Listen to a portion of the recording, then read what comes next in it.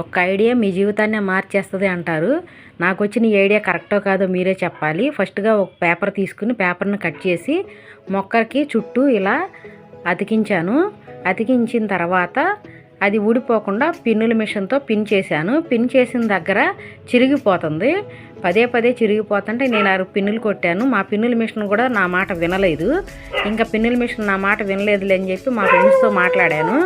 వాళ్ళు ఏం చేశారంటే అలా వద్దు ఇలా చెయ్యి అని చెప్పి నాకు ఐడియా ఇచ్చారు. నాదొక ఐడియా అయితే మా ఫ్రెండ్స్ది ఒక ఐడియా. ఈ మొక్కను తీసుకుని ఈ పేపర్లో చుట్టేసాము. చుట్టేసిన తర్వాత రబ్బర్ బ్యాండ్ ఈ విధంగా పెడతా ఉంటే ఒక రబ్బర్ బ్యాండ్ అయితే తెగిపోయింది. చేతిలోదేమో ఊడిపోతుంది పేపరు.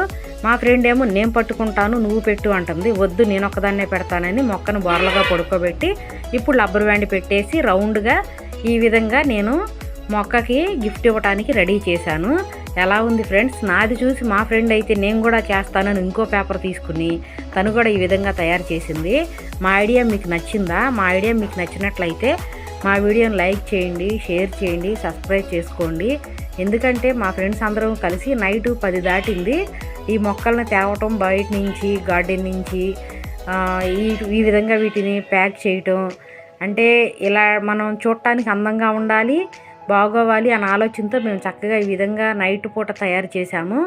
మేము తయారు చేసి అవి మొత్తం షాప్లో పెట్టేశాము. రేపు మార్నింగ్ అందరికీ ఇవ్వాలి అని ఈ విధంగా అందరము హెల్ప్ చేసుకుని ఒకరికొకరము ఈ విధంగా చేశాము. మా వీడియో కనుక మీకు నచ్చిందా?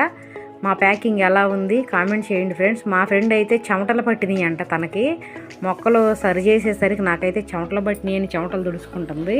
మనం మంచి పని చేసేటప్పుడు కొన్ని విమర్శలు అనేవి వస్తూ ఉంటాయి, పట్టించుకోవాల్సిన అవసరమే లేదు.